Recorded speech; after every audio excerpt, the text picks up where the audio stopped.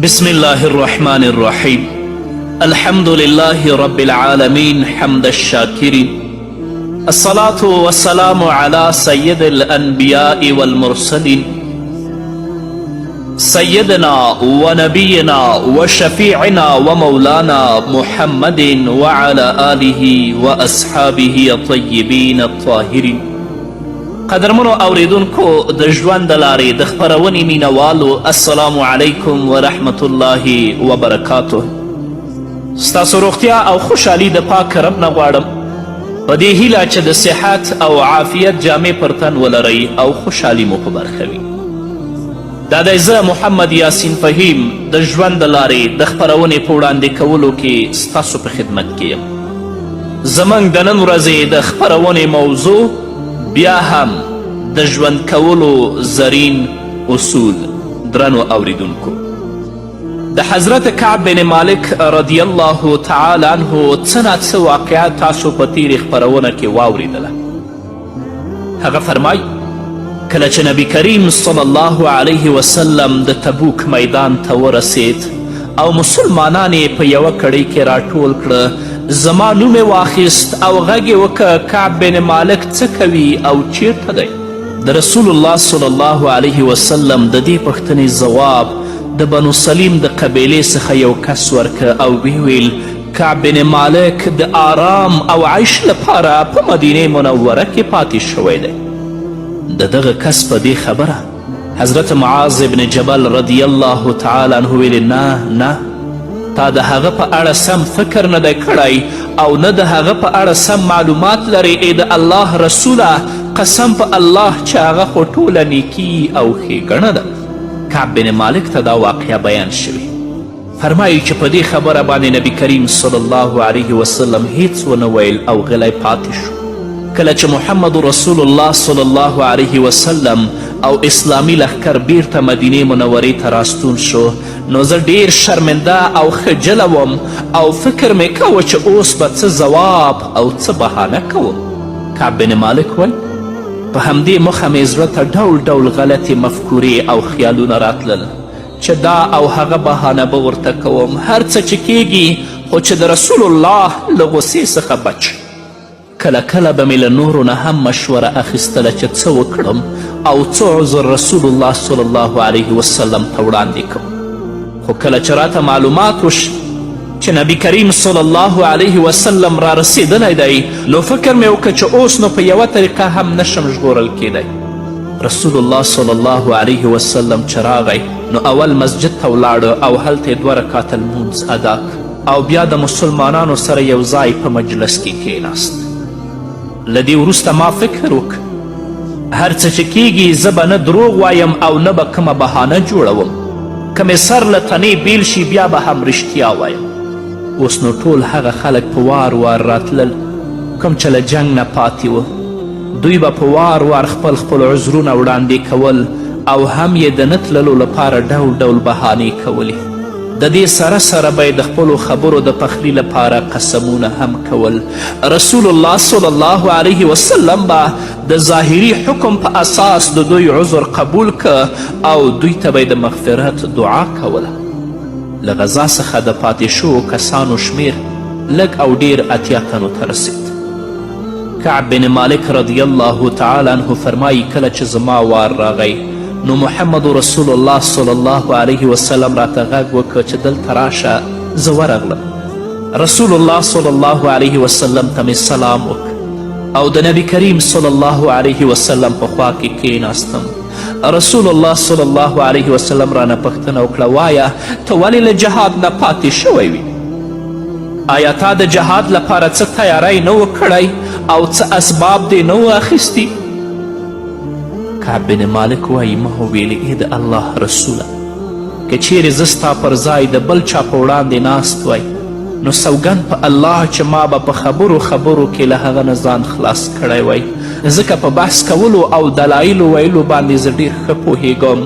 زه خو به اوس له تا نه په دروغو ځان خلاص کړم او تا به له ځان څخه راضي کړم، خو زه ښه پوهیږم چې ډېر ژر به دې الله راڅخه داسې خفه کړي چې بیا به دې راضي کول ګران نه بلکې ناشونی. او که تا ته رښتیا خبره وکړم نو د الله څخه به د ښه عاقبت امید ولرلی شم. یا رسول الله، زه د جهاد نه د پاتې کېدو لپاره داسې کوم معقول دلیل او عذر نه لرم چې تا ته یې وړاندې کړم. سمه او رښتیا خبره همدغه ده چې ما د جهاد لپاره هیڅ تیاری نه ونیولی. رسول الله صلی الله علیه وسلم ویلي ته رښتیا وایي. اوس لاړ شه او په دې انتظار کې اوسه چې الله جل جلاله ستا په اړه څه حکم رالیږي. کعب بن مالک وایي زه چې روان شوم، زما سره د بنو سلمه خلک هم پاڅېدل او له ما سره یې خبرې پیل کړې. وی ویل قسم په الله موږ له دې مخکې ته په کوم ناسم کار نه وی لیدلی. نورو خلکو د ځان ژغورنې لپاره څومره بهانې جوړې کړې، خو تا رسول الله د پاکه او سپینه خبره وکړه. که چیرې تا رسول الله صلی الله علیه وسلم ته کوم عذر وړاندې کړی وی، نو امید ده چې نبی کریم صلی الله علیه وسلم به د نورو په څیر تا ته هم د مغفرت دعا کړې وی. کعب بن مالک وی دې خلکو په دې خبره چې عذر به دې وړاندې کړی وی دومره ټینګار کوه چې څو ځله مې زړه وکړه چې بیرته ستون شم او رسول الله صلی الله علیه وسلم ته عذر وړاندې کړم تر څو ما ته هم د مغفرت دعا وکړي. خو مخکې له دې چې بیرته ستون شم پوښتنه مې وکړه آیا داسې نور خلک هم و چې زما په څیر خبره کړې وي؟ چا راته ویلي هو 2 تنه نور هم ول، هغوی هم ستا په څیر رښتیا وویل. ما وویلې دغه دواړه څوک دي او څنګه خلک دي؟ چا جواب راکه یو مراره بن ربیع دی او بلې هلال بن امیه دی. کعب بن مالک وایي دا هم ډیر ښه خلک دي، دا هغه کسان دي کومو چې په بدر کې برخه اخیستې وه. دا خبره چې ما واورېده نو زړه مې لږ ښه شو او په همدې انتظار کې پاتې شوم چې الله زما په اړه څه حکم رالیږي. رسول الله صلی الله علیه وسلم خلکو ته امر کړی و چې له دغو 3 کسانو سره به تر هغه وخته خبرې اترې نه کوئ تر څو چې الله جل وعلا شانه د دوی په اړه څه حکم نه وي رالیږلی. کعب بن مالک وایي د رسول الله صلی الله علیه وسلم په خبره ټولو خلکو له موږ نه مخ واړو او له موږ سره ناسته او ولاړه او راشه او درشه پرېښوده. دا کار په موږ دومره سخت شو چې ځمکه یې راباندې تنګه کړه. په ځمکه ګرځېدل راته داسې شو لکه یو دروند پیټی. له موږ څخه د خلکو مخ اړونه دوامداره شوه. هیچا راسره خبرې نه کولې او نه یې راسره راشه درشه کوله. په موږ باندې 50 ورځې بندیز لګېدلی و. هغه 2 تنه چې له ما سره یو ځای پرې بندیز لګېدلی و په کور کې کښېناستل او د باندې تګ راتګ یې بند که تر دې چې لمنځونه به هم په کور کې کول. خو زه لږ تکړه وم او د خلکو دغه سخت زړي مې هم زغملی شو. هم به بازار ته تلم او هم به مې له نورو سره یو ځای لمونځ په جومات کې کوم. خو نه به راسره په جومات کې چا خبرې کولې او نه به په بازار کې به چې روان وم نو خلکو به رانه لار بدلوله او ما سره د خبرو کولو نه به یې ځانونه ساتل. جومات ته به چې لاړم نو هلته به مې نه چا سلام اخیسته او نه راسره په خوا کې کښېناستل. زه به چې جومات ته ننوتم نو نبی کریم صلی الله علیه وسلم ته به مې سلام وکه او سیده به د نبی کریم صلی الله علیه وسلم خوا ته ورغلم او په خوا کې به کښېناستم. سلام به مې چې وکه نو د نبی کریم صلی الله علیه وسلم مبارکو شونډو ته به مې کتل چې د ځواب لپاره خوځیږي او که نه. الله اکبر. بیا به له رسول الله صلی الله علیه وسلم سره په خوا کې په لمانځه ودرېدم.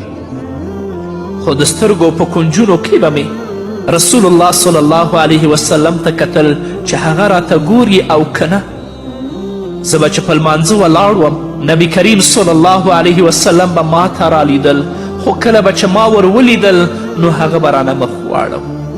کعب بن مالک وایي کله چې د اړیکو پرې کول دوامداره شو ډیر وخت تیر شو او سره له دې چې ډیر وخت تیر شو او زموږ په اړه څه حکم رانغی نو زما هم زړه تنګ شو. یوه ورځ د ابو قتاده رضی الله تعالی عنه باغ ته په دیوال ور واوښتم تر څو مې څوک ونه ګوري. هغه په باغ کې و. ما ورته سلام قسم په الله چې هغه ځواب رانک. ما ورسره خبرې وکړې هغه هیڅ ځواب رانک. ما وویل ای زما وروره ته خو ښه پوهیږې چې زه د الله او د الله د رسول سره څومره مینه لرم. مګر بیا هم ابو قتاده هیڅ ځواب رانه هو ځان یې داسې ونیوه لکه له ما سره چې خبرې نه کوي بلکې نامعلومه کس ته لګیا وي. ویې ویل الله او د الله رسول ښه پوهیږي. زه په ډیر خفګان او مات زړه بیرته په دیوال واوښتم او خپل کور ته راغلم. یوه ورځ د مدینې په بازار کې ګرځېدلم. د شام نه یو قبطي سړی راغلی و. هغه له خلکو نه په بازار کې زما په اړه پوښتنه کوله. ما ولیدل چې هغه ویل کعب بن مالک چیرته دی. چا ورته د لاس په اشاره زما په لور ګوته ونیوله او ویې ویل چې هغه دی کعب بن مالک. کعب بن مالک وایي دا چې زه په لیک او لست باندې پوهېدم نو د غسان پادشاه راته خط رالیږلی و. ما چې خط ولست نو په خط کې لیکلي ول کعب بن مالکه زه خبر شویم چې رسول الله په تا باندې سخت بندیزونه لګولی دي. الله خو ته کوم عام او معمولی انسان نه یې پیدا کړی چې دومره سختی وزغمې. داسې وکړه چې ته زموږ خواته راشه موږ به ستا ډیر قدر او عزت وکړو او هم به دې ډیر ونازو. دا په امتحان کې بل امتحان دی. کعب بن مالک وایي خط مې چې ولست نو له ځان سره مې ویل یا الله دا خو په ما نوی مصیبت را پریوت. بیا مې خط په اور کې وسوځوه او ځان مې ترې بېغمه. رسول الله صلی الله علیه وسلم په موږ باندې 50 ورځې بندیز لګولی. کله چې 40 ورځې پوره شوې نو د نبی کریم صلی الله علیه وسلم لخوا یو کس راغی او ویې ویل رسول الله وایي چې له خپلې ښځې نه هم بیل شه او خپلې ښځې ته مه نږدې کیږه. ما وویلې آیا د طلاق حکم راغلی؟ ځواب یې راکه نه یوازې له هغې څخه بیل شه او ورسره مه یو ځای کیږه. کعب بن مالک وایي له ما سره چې هغه 2 نور کسان ول د هغوی په اړه هم همدغه حکم راغلی و. په هغوی کې هلال بن امیه ډیر کمزوری و. د ځان حفاظت یې نشو کولی. د هغه ښځه د رسول الله په خدمت کې حاضره شوه او ویې ویلې یا رسول الله زما خاوند خو ډیر کمزوری دی د ځان خیال نشي ساتلی بل څوک هم نشته چې د هغه پالنه وکړي. قسم په الله له کومې ورځې چې پرې بندیز لګېدلی له همغې ورځې را په دې خوا ژړا او فریاد کوي. که ستا خوښه او اجازه وي نو زه به د هغه خدمت وکړم. رسول الله صلی الله علیه وسلم د خدمت اجازه ورکړه خدای ورته ویلې چې ځان ته یې نږدې مه پرېږده. اوس کعب بن مالک څه وایي دا به واورو خو د یوې دمې نه وروسته. قدرمنو اوریدونکو بیا هم زموږ سلامونه ومنئ. د هلال بن امیه ښځه د نبی کریم صلی الله علیه وسلم په خدمت کې حاضره شوه او دا یې ورته ویلې یا رسول الله زما خاوند خو ډیر کمزوری دی د ځان خیال نشي ساتلی بل څوک هم نشته چې د هغه پالنه وکړي. قسم په الله له کومې ورځې چې پرې بندیز لګېدلی له هماغې ورځې را په دې خوا ژړا او فریاد کوي. که ستا خوښه او اجازه وي نو زه به د هغه خدمت وکړم. رسول الله د خدمت اجازه ورکړه خدای ورته ویل چې هغه ځان ته نږدې مه پرېږده. کعب بن مالک وایي زما د کور له وګړو څخه یو کس راته وویل ته هم له رسول الله صلی الله علیه وسلم اجازه واخله تر څو ښځه دې در سره یو ځای وي. ما ویلې نه قسم په الله زه به دا کار ونه کړم. زه ځوان او تکړه یم د ځان پالنه کولی شم او نه پوهیږم چې رسول الله به زما د غوښتنې څه ځواب راکوي. کعب بن مالک وایي بیا مې خپلې ښځې ته وویل ته مکې مکرمې ته ولاړه شه تر هغه وخته تر څو چې د الله لخوا څه حکم نه وي راغلی. کعب بن مالک وایي موږ په ډیرې سختۍ سره دغه 10 ورځې نورې هم تیرې کړې. د بندیز ورځې پای ته ورسېد. د بندیز د 50مې ورځې په سهار ما په خپل کور کې لمونځ کاوه. زه ډیر خفه او مایوسه وم. داسې مایوسه وم لکه څنګه چې الله په قرآن کریم کې وایي یعنی زما ځان په ما بوج شوی و او دغه لویه دنیا را باندې تنګه شوې وه. زه په همدې فکر کې غم لړلی ناست وم چې د غره له سره مې یو لوړ غږ واورېده. ویونکي په لوړ غږ ویلې ای کعب بن مالکه خوشحاله شه. الله اکبر دا به څنګه زیری وي. کعب بن مالک وایي زه د دې غږ په اورېدلو ډیر خوښ شوم او پوه شوم چې الله جل جلاله مې توبه قبوله کړه.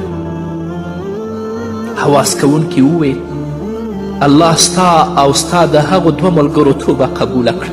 د سهار د لمانځه وروسته نبي کریم صلی الله علیه وسلم هم زیری راولېږه چې الله ستا او ستا د ملګرو توبه قبوله کړه. اوس نو ټولو خلکو ما ته مبارکي راکوله او دا یې راته ویل چې الله دې توبه قبوله کړه. دا ستا لپاره ډیر د خوشحالي ځای دی. کعب بن مالک وایي ما ته د زیري راکولو لپاره یو کس په اسپور ډیر په تیزي سره را روان مګر د ده له غږ څخه ما ته د هغه کس غږ ژر راورسید کوم چې د غره له سره څخه په لوړ آواز ما ته زیری راکړی. کله چې هغه له ما سره مخ شو ما ورته هغه جامې ورکړې کمې چې زما په غاړه وي. زه هم په خوښي د جومات په لور روان شو. په لاره کې هم خلکو مبارکي راکوله.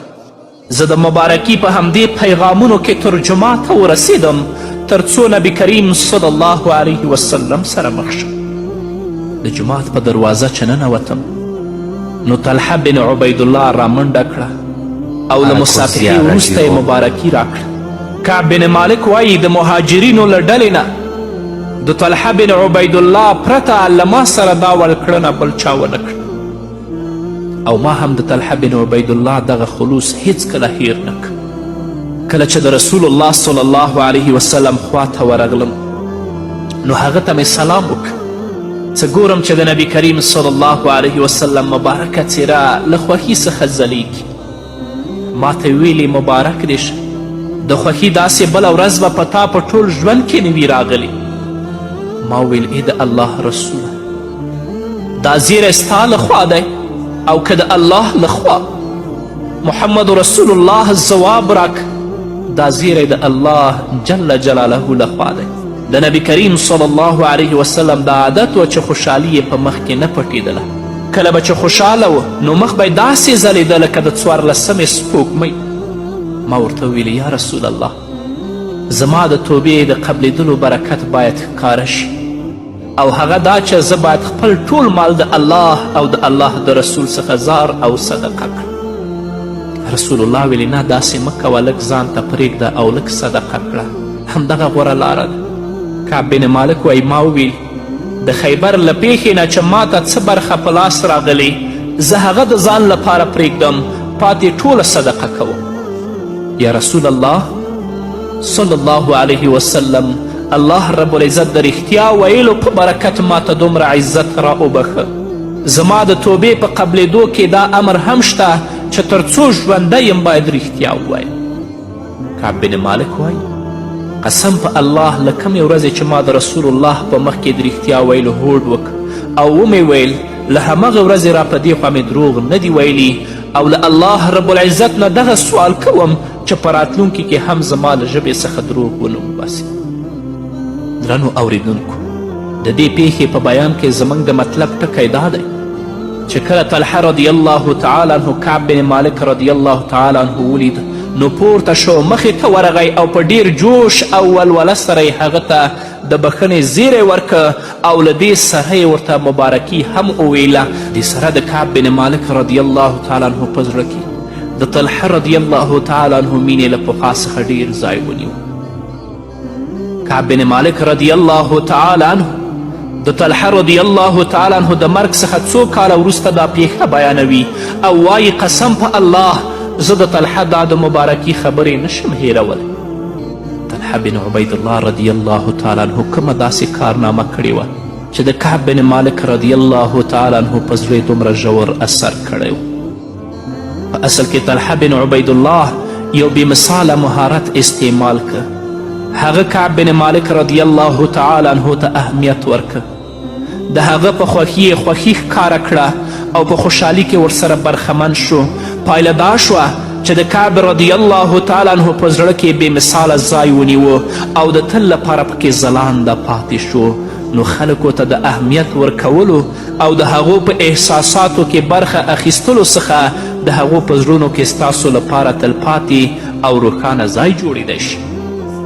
نو تاسو خلکو ته د اهمیت، قدر او ارزښت په ورکولو سره د هغوی زړونه ګټلی شئ، د هغوی په زړه کې د ځان لپاره ځای جوړولی شئ او شونې ده چې له نورو څخه تاسو ته ډیر اهمیت درکړي.